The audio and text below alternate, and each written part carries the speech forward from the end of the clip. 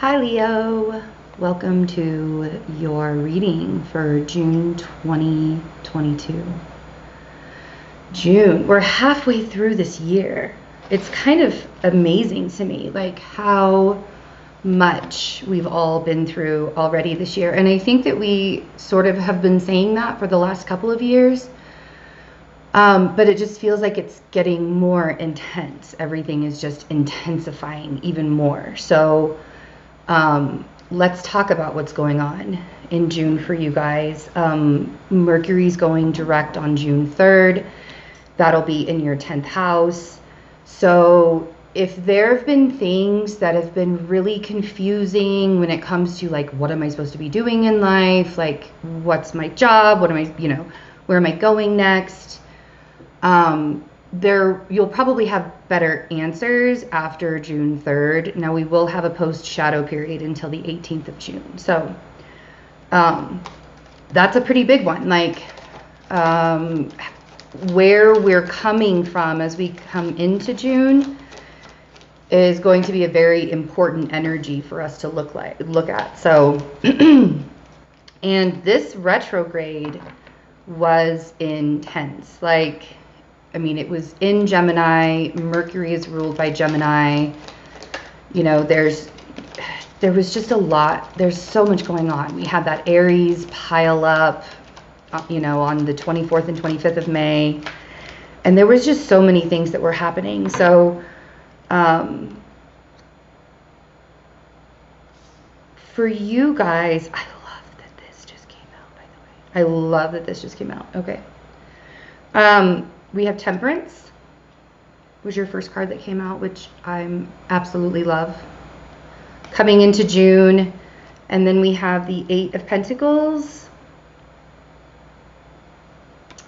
And then we have the Wheel of Fortune. You know what's really interesting about the Wheel of Fortune that I've noticed is it's sort of a very, I used to think it was more of a Jupiterian energy, and it really can be, because as much as Jupiter is beneficial, every planet, every sign in the cosmos has two sides of them. We all do. It's duality. That's what this is all about, right? And so Jupiter, being as beneficial as he can be, he also removes things. He also makes space. And that isn't always super comfortable. That's not always a place where we want to focus on or be in, the change, the space, the discomfort. So I feel like,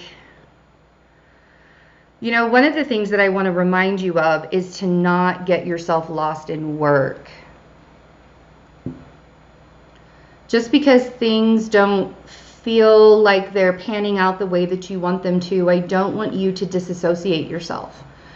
Instead, I want you to keep thinking of the next step forward. I don't want you to be overwhelmed. I don't want you to overwhelm yourself with all the things that need to get accomplished.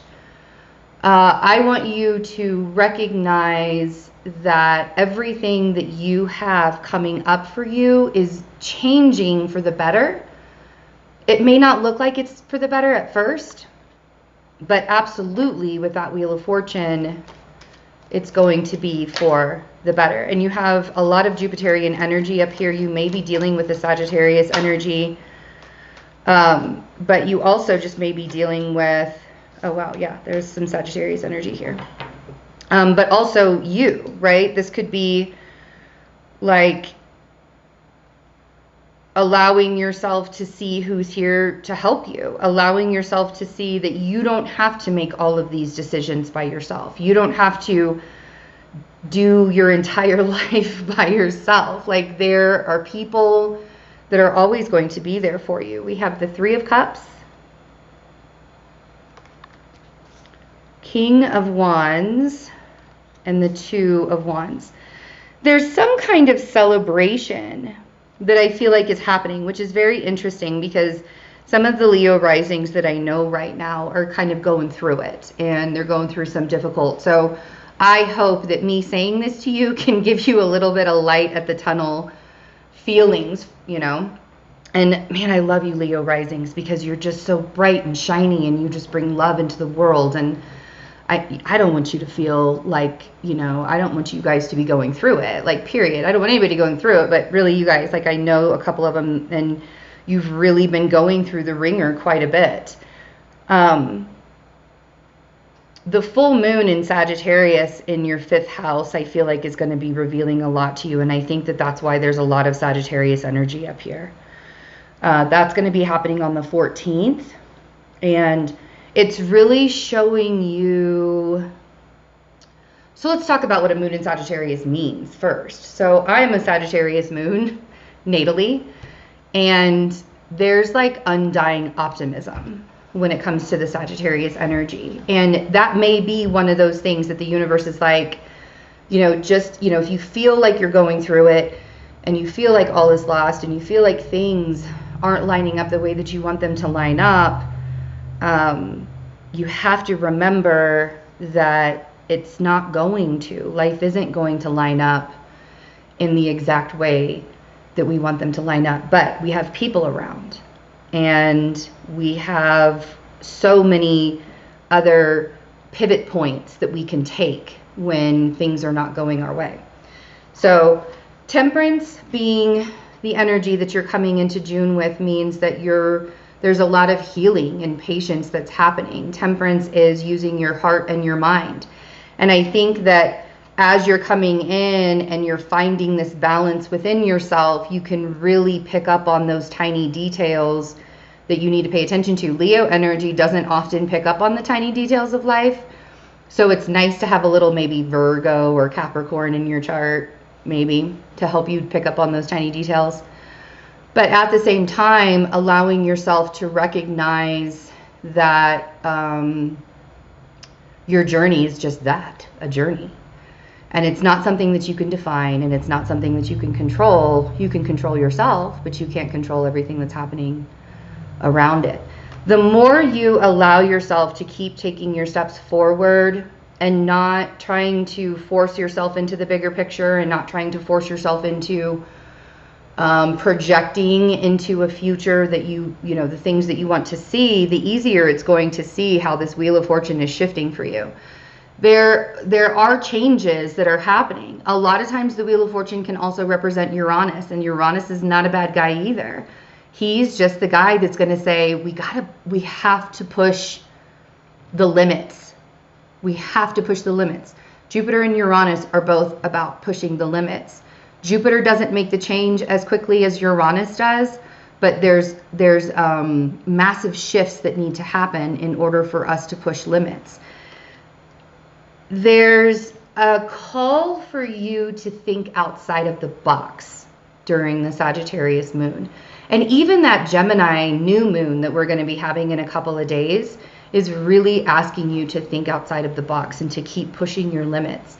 When we hold ourselves hostage in structures that we've built for years and we're outgrowing these structures at such a quick rate these days, I mean, we're all evolving very, very quickly right now.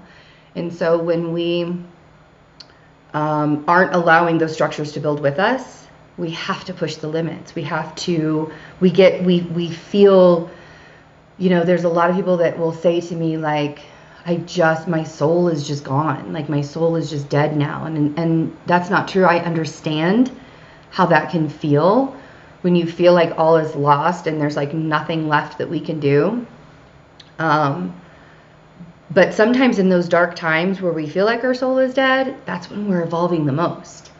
And those dark times are the times that we see our strength, because we pull ourselves out of that dark and it's like, wow, look at how much I just went through. Look how much I just got through, and accomplished. So, and reminding yourself that there are people here. Now, and I feel like these people are all over the world. So I have the 3 of Cups here, which to me is a celebration. I don't like to really necessarily read the 3 of Cups like it's a third-party situation unless there's pain or like other cards with it. So we'll look at that when we look at the extended. We'll clarify that for sure. But we have the Three of Cups, and then we have your energy right here, just standing very, very firm. The King of Wands is somebody who knows what he wants. And he knows that the focus that he has going forward is not... How do I want to put this? It's not really anybody else's business but his own. But it's nice to have people around for support.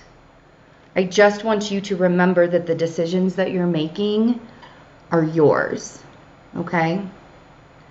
And if you have questions as we're leading into the middle of May, I feel like I love the Two of Wands because he's sitting there with the world in his hand, and it may look like he only has two paths that he can take. He actually has the entire world.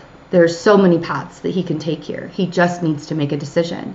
And sometimes that's the hardest thing to do. And the only way to do that is to come all the way back to where you were with this Temperance card. You could be dealing with the Sagittarius energy as well. But there's a big shift that's happening. And there does feel like a coming together, celebration and coming together. So I love you guys. I'm excited to look into more of the astrology. We're going to talk about when the sun moves into Cancer. We're going to talk about the new moon in Cancer at the end of May. We're going to talk about Saturn retrograde that's happening and a little bit more about that full moon. And of course, we're also going to clarify all of these cards, which I love. Like, I think that you have some big decisions coming up, and I want to help you find out how to make them. So I'll see you guys in a little bit. Bye.